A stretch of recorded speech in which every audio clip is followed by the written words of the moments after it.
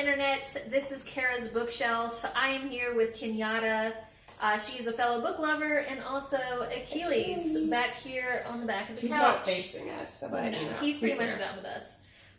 This is my first ever YouTube video with this channel. I actually have been wanting to start a booktube for a while now. I have lots of things planned, such as different book hauls that I do. We go to used bookstores a lot. Book challenges, book reading challenges, things like that. Also book reviews. One of the main reasons why I really wanted to do this particular video was we are actually currently reading through Outlander. And I have been looking for Outlander 1, book 1 review, and all I'm finding is spoiler-free 5-minute, 4-minute videos. I wanted something real nitty-gritty, have not found it. So this is that video. So Kenyatta's actually going to give a synopsis of it. I am not the best at keeping things short.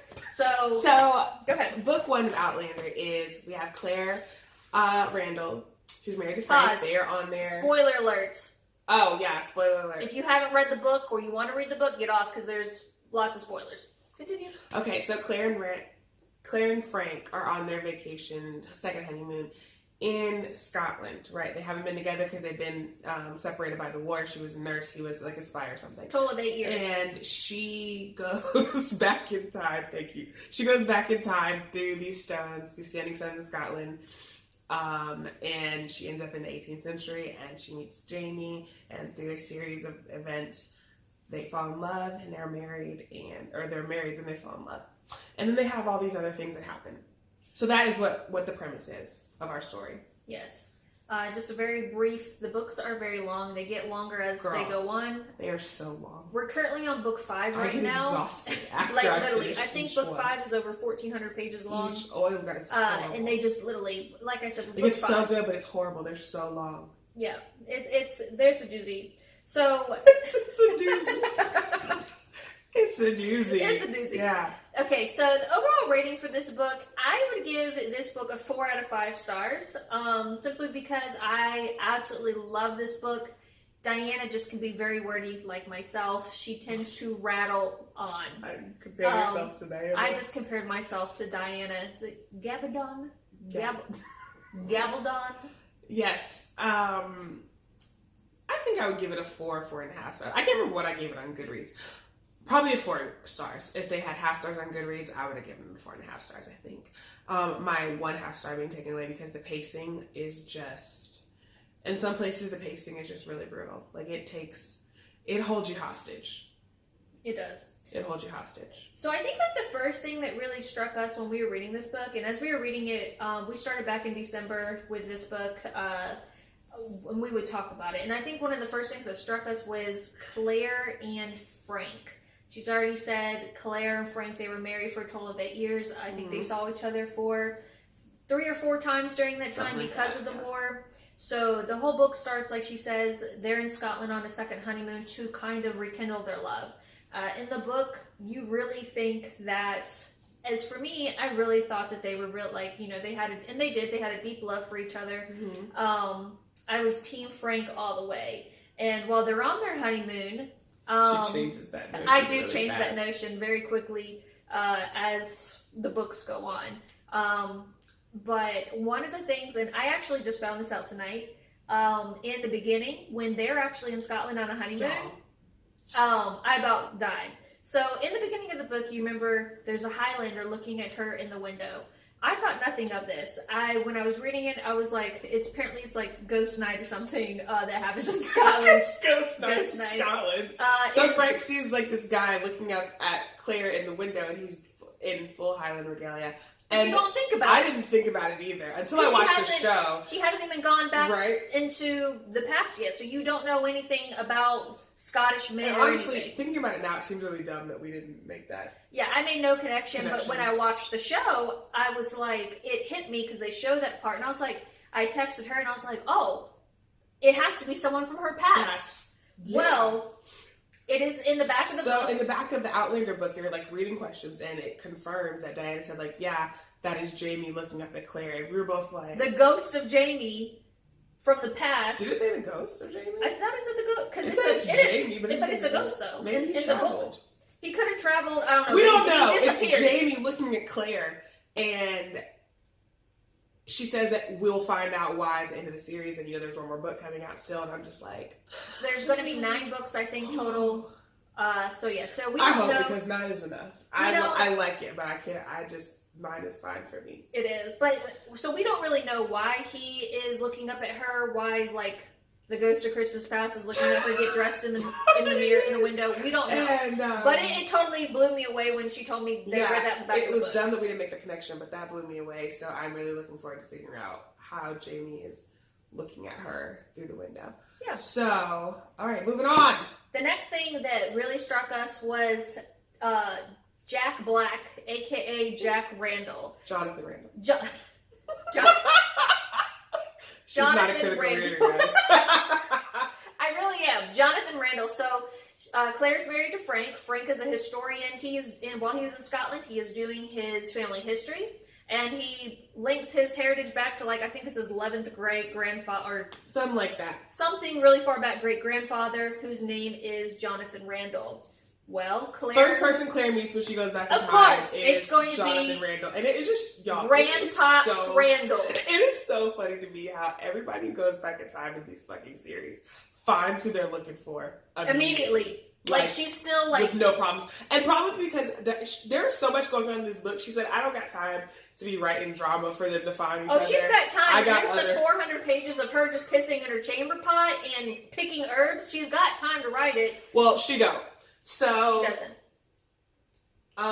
Yeah, so that's the first person that she meets is his ancestor, who then immediately assaults and tries to rape her. So we know what kind of person that he is, and we will come back to him. So that's like the first person that she meets. Yeah. And then, long story short, she meets Jamie in a hut. Jamie in a hut. She has to like fix his shoulder. They end up going back to Castle Leoch.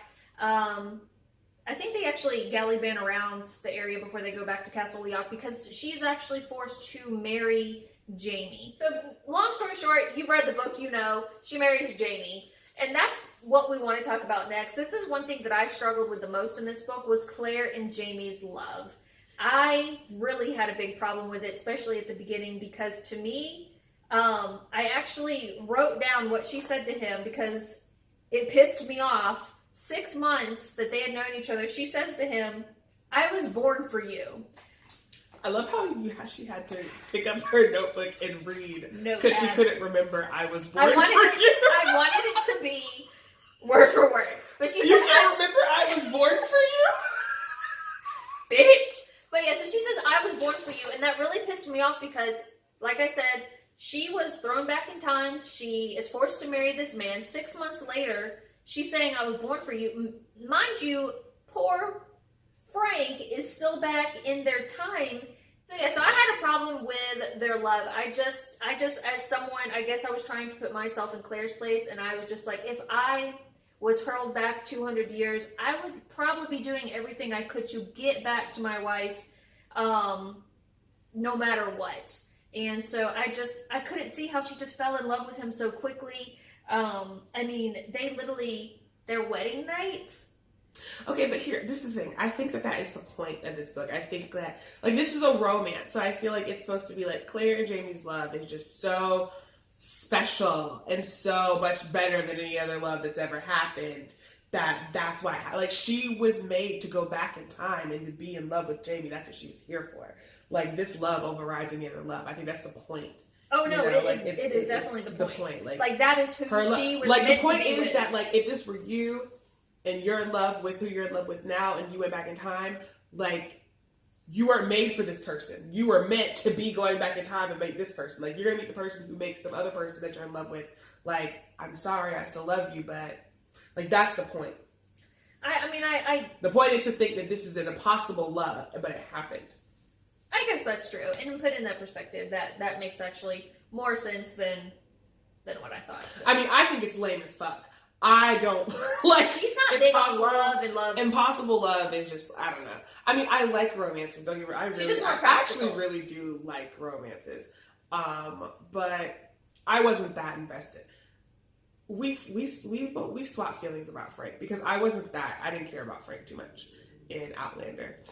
It wasn't until the next book that I cared about Frank and his feelings, and she didn't care about. And then his I didn't give feelings a fuck about Frank anymore. Like, I didn't care about Frank's feelings until the next book, Fuck and she hated Frank. in book 2, but we'll get to that in our next video. Sorry. So let's talk about their wedding night.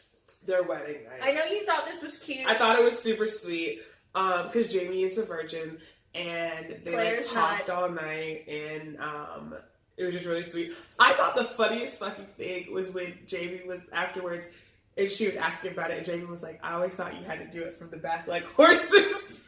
Because that's all he'd ever seen was horses, because he trained horses, so he really thought that you just fucked from behind. That killed me. Which is great, but it's not what you have to do all the time. Not all the time. So, back to Jamie and Claire's love. All they basically did in book 1 was fuck a lot. Yeah, after that, they had so much sex. It was y'all. like the sex was like never ending. That is the allure of Outlander. Like, that's what people go into Outlander. They know about it, and they're like, yes, give me the sexy time. And I mean, that's fine. We are adults here. Howsoever, I was just like, can we get back to the story, please? And can I figure out what the story is? That was my biggest problem with Outlander. Probably why I didn't get that, next half star from me, because I didn't know where I was going half of the time. I felt the same way. Like, I just wanted to know what was happening. I feel like at 30% of a book, I want to know, okay, this is the direction that we're headed in. Honestly, I don't remember what 30% was in Outlander. It's around 150. It's so fucking big. Well, no, Outlander actually wasn't that. Yeah, Outlander's still pretty thick. I mean, this is the mass paperback. Yeah, so, I mean, it's still, less than 900 pages. I mean, so I don't know. But I just felt like I didn't know where I was going until I was halfway through this fucking book. So, yeah. So no, I felt the same way. 30% I'll put it, she reads a lot off of e-readers and audiobooks. I actually was reading the book, so 30% would be around 150. I felt 150 pages. I actually felt the same way. I was very, almost lost while reading it. It was lots of details. But one thing about Diana that I realize now when she writes, pay attention to what's in the beginning of the book, because she will circle back around. Always. So things that you think, of course, we're sitting here talking shit about how long she built up this story and we were bored. But they're all important. It is all important. You need to know all of it. People that you're like, okay, who the fuck cares about this person? Oh shit. They're in the end. They're there later. Girl, in Dragonfly, I was like, who the fuck cares about Roger Wakefield? Exactly. And if you haven't, we're not there yet. We're not going to talk about it, but he's important. And Very we spent so much time on him at the beginning. I was like, I don't give a damn about Raj. Well, I felt the same. Well, we can't talk about Gale Duncan at that point. So that's just how I felt about Jamie and Claire. I just had a big problem at the beginning of just their love. I was still stuck on her wanting to go back to Frank. I also felt like she was really conflicted too. I don't think it was just well, I'm married for Jamie and I'm Jamie's now. I feel like she was conflicted for a long time about her feelings. I felt like she didn't just forget about Frank. I mean, there was a couple times that she tried to run away. Her running away actually led to... Her running away was so funny. Her running away actually led to one of the scenes that I had the most problems with, which leads us up to our next thing, I think, is Jamie basically beats her. I think the book describes it, beats her within an inch of her life. And to me, and the thing is he was excited about it. It turned him on, basically. And it described her where she wasn't able to sit down. And I know this is 200 years in the past, but I'm still a motherfucking feminist. And no man, nobody is ever going to bend me over their knee or try to and spank my ass because I did not listen to them. So...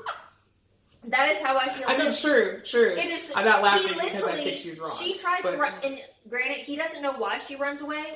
So Jamie told her specifically, stay, I will beat you if you don't stay. Right? Which, I mean... she took it as an opportunity to try to go back to Frank. So she left. And she ends up getting caught by Jack Randall. He has to rescue her. She gets rescued, long story short. She puts everybody's lives in danger by doing it. So Jamie decides, justice is to beat you. Now, which is basically a spanking in our terms, I think, but it it like he didn't like punch her. Also, beat her it in the cuts to back. black guys, so Yeah, it's it not like doesn't, we don't really see the beating. It doesn't. Yeah, it doesn't really like talk about it like that. Like the next morning, she's just sore, can't sit down. Diana does a really good job though. Of I imagine the whole thing. I imaged the whole thing in my head. Yeah, I mean, I imagined it too. But yeah, so I just had a really big problem with that, and I instantly was like, "Fuck Jamie! Like, I don't want him to be with her. Go back to Frank. Yada yada." So yeah, so that happened. But also, my cat. Did you hear him? Oh, he's so cute. Look at him. We have many animals around here. Look at his feet. Oh, hey, kitty! He's probably cold. I'm sorry. Okay, sorry. Anyway, so Claire does later on threaten him. Like she gets his knife and she threatens him and tells him like, if you ever beat me again, I'll kill you. Some shit like that. And up until we have finished book 4. We're in book 5. He's never beat her again. He literally has brought it up multiple times. I wish I could beat you, but I made a promise not to. And we have several books to go. Also, Jamie is he's 23 in this book. Mm-hmm. He's a significantly older man than the other ones. So I felt like he's had a lot of maturity. He's still young. Again, I'm not saying that justifies him beating her. It's not. I don't think it's funny that he beat her. I just feel like Kara's reaction was when I was reading this, I got very very, visceral. and I immediately contacted her, and I was like, "What the fuck is going on?" She like, immediately contacted. She didn't call or text. I am old. I contacted her via text message. But yeah, so that actually makes me. So that happens. They go back to Castle Leoc, if I'm not mistaken. Mm-hmm. It's where she meets Gillis Duncan, which she had already met Gillis before then. It's the second meeting, I guess. Yes. She goes back to the castle. I just want to say this real quick. So there's a girl named Lyra in the castle little girl, like she's like 16, 17. She has a crush on Jamie, right? Jamie does something really nice for her in the beginning of the book. She has a big crush on him. They do some making out, I believe. At the beginning of the book. They do some like smooching at the beginning of the book. And when they come back and they're married, Lyra is super hot about that. And that is how she ends up. She's big mad. She's big mad. So she lies to Claire. Claire ends up what did she tell Claire? That Gillis wants her, right? Gillis is another suspicious character. So she goes down there, and her and Gillis both get tried for witchcraft because they're both like healer women. Gillis Duncan's also a murderer. Gillis Duncan. Y'all, I love She loved Gillis Duncan. If you read the books, you much. know how fucked up Gillis Duncan is. I love Gillis. Like, I hated Gillis. I was just like, why the fuck do you like such an awful character? I don't get it. I'm trash for bad characters. Like, I'm trash for bad characters all the time. You are basically anything you read. Super trash for them. She always votes for the evil person.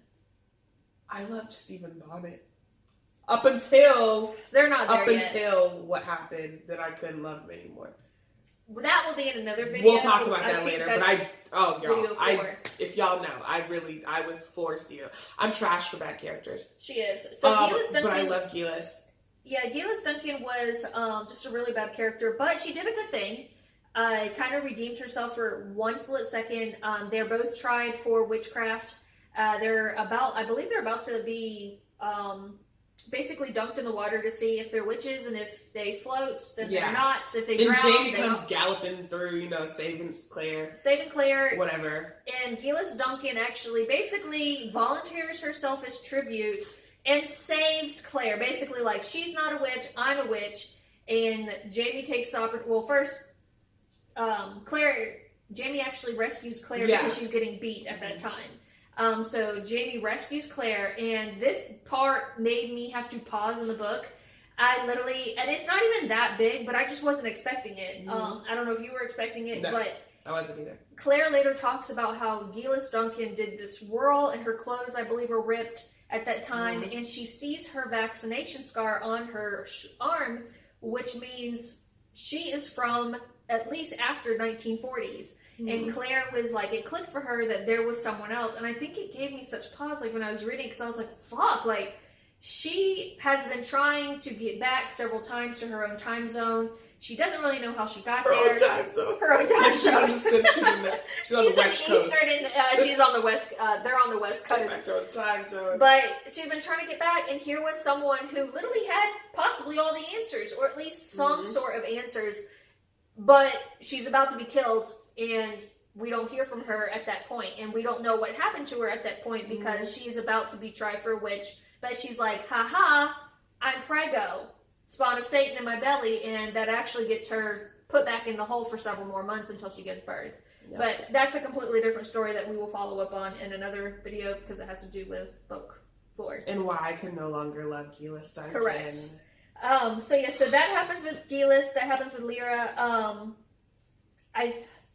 The next thing that really, just pissed me off was, and there's a lot of pissing me off in this book, but I really did love this book. I love this book. It was so angry. She chooses, actually no, this made me happy, but it pissed me off at the same time. She chooses Jamie over Frank. In the book, she actually tells... I thought we already talked about this. No, remember when they go to the Stones? And she actually... when she chooses. After the whole witch trial, she actually tells him, hey, buddy, I'm from the future. I'm from 1940s gal. You're an 18th century man. And he loves her so much that he was like, basically, he takes her back to the Stones and was like, go back. I love you so much. I'd rather you go back. She ends up going to the top. He stays at the bottom. And she can't go through with it. And she tumbles down. Jack and Jill down the hill. And then they're happily ever after. And literally Jack and Jill together, and they're a couple. They go together. She literally chooses, and I think once again I still had a problem with it because I'm a romantic. I'm a Taurus. I am very much a romantic, and to me, I was just like, she's been with this man for not that long, been with Frank for 8 years, but yet she chose him, which. I get it at this point. Once you keep reading in the book, you're like, she literally was made for him. Or at least that's how Diana set it up. Yeah. So she chooses Jamie over Frank. It's a little upset. But then again, I'm glad that she did because we wouldn't have the other books. It wouldn't be an adventure. The story would be done. I'm not going to read the story about Claire and Frank. But the rest of the book is really all about Jamie and the shit that he goes through. Y'all, now this is the stuff that fired me up. I'm sure it fired you up too. It did, but just not as... it's awful that shit that Jamie went through, like beatings and rape. Yeah, she's mad about fucking Frank. Up as much as... So, y'all, I just get mad about this all throughout the series because I feel like there's just a theme of people violating Jamie. Like, violating Jamie's body, violating Jamie's space, violating just Jamie in general. And it just upsets me so much. Like, why can't people leave Jamie alone? So this whole thing with Blackjack is weird. It's so weird, and I don't understand. I'm getting ahead of myself. Anyway, so Jamie is raped by Jack in a deal that he makes with Jack in order to let Claire escape free. After which Claire kills a wolf. She killed a fucking wolf which with I her feel like bare we hands. don't talk enough about. Like Claire killed it's mentioned nowhere. Claire she killed a wolf. Right? Like I would wear a wolf pelt for the rest of my fucking life. Like you would call me... What was that movie? Did you ever watch that anime Princess Mononoke? Yes!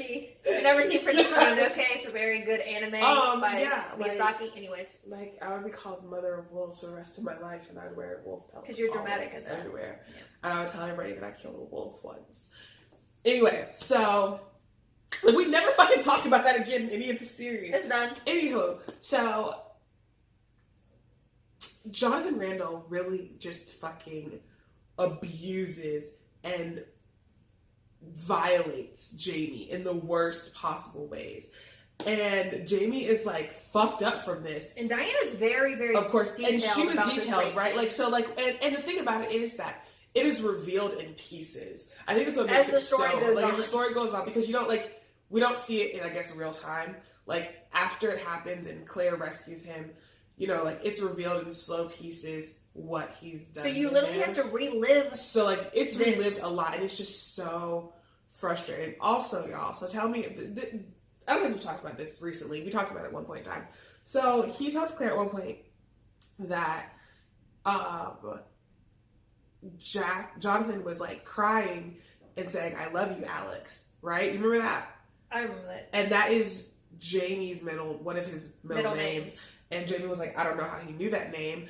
And then Claire was thinking to herself that his brother's name is Alex. Jonathan Randall's brother's name. Jamie reveals to Claire that there's a part where Jonathan is crying and telling him, like, I love you, Alex. And that is Jamie's middle name. And Jamie's thinking, like, I don't know how he knows my middle name. But Claire is thinking, like, that's also Jonathan Randall's brother's name, right? Which we're all like, like, what? That's interesting, horrible, fiendish information. So then in the next book, I'm only going to talk about this briefly. In the next book, Alex Randall is in the next book, right? And we see the relationship between him and his brother, but nothing like fiendish is ever revealed about that. Nothing. So I am always left thinking, like, what was that little detail of Claire thinking that about? Like, and then him like crying and saying, I love you, Alex. Was it I love you? It was something to the effect of I love you, Alex. From it was. Like, what was that about? Does that come back later? We're in book 5 and it still has never been brought up. Because I don't know. Like, that always just fucked me up. I'm always just like, where the fuck does that information come in at? Why was he saying, I love you, Alex? Why the fuck was Jack Randall so fucked up? Because I thought maybe that would explain something about why he was so fucked up. Like, maybe he loved his brother. Maybe they had, like, flowers in the attic type deal going on. But they didn't. Yeah, at least they didn't talk about it. They didn't. And Alex seemed like, a cool cat.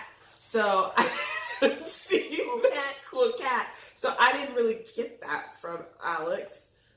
I don't know. That's always fucking. But yeah, it was weird. But anyway, the rape scene was really crazy. It was really crazy, and I just hated it for Jamie. Like, everybody hated for Jamie. Poor literally, Jamie's life in a nutshell is like a fucking episode of Grey's Anatomy. It's worse than an episode of Grey's Anatomy. Or like a whole season. It's just like, if bad things can happen, bad things are gonna fucking happen, and there's nothing that you can do about it. Like, it's horrible.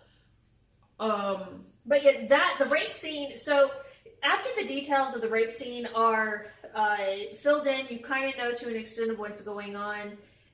Girl, I just want to say, like, even there's a part in Drums of Autumn. Remember, he goes off by himself and he's thinking about Jack, where it reveals yet another detail about something that he said. And I would be like, Diana, stop! I don't need to know any more about what happened to Jamie because it just breaks my heart. Yeah, like, I don't need to know about that anymore.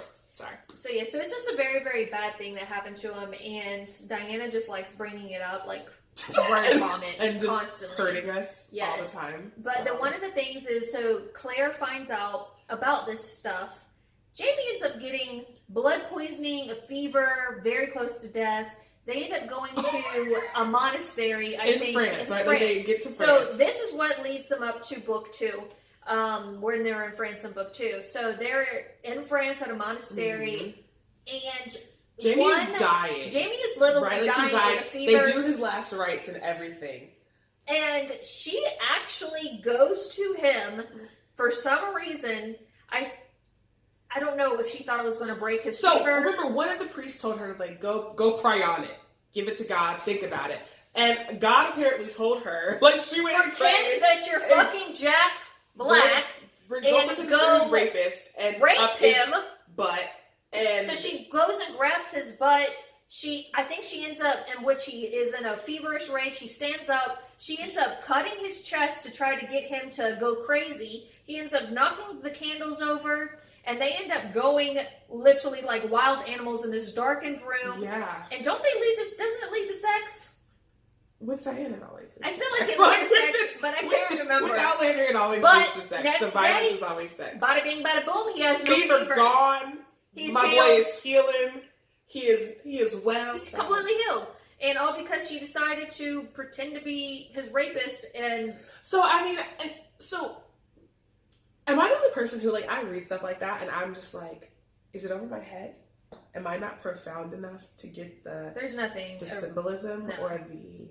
I didn't get like, do I not get what's happening? Am I just not smart? Like, I think that all the time when stuff like that happens, I'm like, I'm just not smart enough to understand the profoundness that this author is trying to put on us. If you understood it, if you felt like you understood it and you felt like you know why she wrote it like that, leave a comment in the below. Just tell us what you think. Because I don't know. I don't get it. I didn't get it. It got weird for me. I felt, and that made me feel even worse because I was already feeling horrible about what happened to Jamie. and he did it for Claire. And then she decides to go reenact it. I didn't understand why the Lord told her to do that.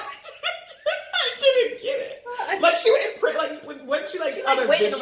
Yeah, she went and like watched the bread for like an hour in the middle of the night, prayed over it, and I just think that made me clear. I don't know how she interpreted his word. I don't know how his word was sent to her. I don't know either. I don't know how she interpreted it. So I don't know if it was correct. That's how, basically in a nutshell, that's basically the end of the book for me at least, because that's all that I really cared about at that point. That's how it ended, right? Like, yeah, they're in France, and that led them to book 2. So overall, like I said, it did get a 4 out of 5, and thanks for that big yawn. Big, nasty yawn. It's late over here, guys. But yeah, like, I did get a 4 out of 5 for me. I loved the book, and as I go on, even though she drones on and on, I'm in, like, love with, I feel like I'm in these books with these people. Yeah. So that's the book. I give it a 4 out of 5 stars. She gives it a 4.5 out of 5 stars. They're really good. I actually encourage everyone to read it, no matter how much crap that I talk about. But yeah, so that was our review for book 1. We hope you enjoyed it. Sorry if it was everywhere. It might have been all over the place. We got it's excited. just that's how we felt about the book. But yeah, so leave a comment below with what you thought about book 1. We are going to be doing a book 2 soon in the next week and a half. So yeah, that means you need to hurry up and get book 5 read. Yeah, I know, because if we do 1 a week. So, but yeah, so stay tuned for that. Don't forget to subscribe, and don't forget to hit the bell so that way you can be notified for when the next video will be. What are you laughing at me for? When the next hit that bell, y'all. Hit that bell. When the next video is released. So yeah, have a great night.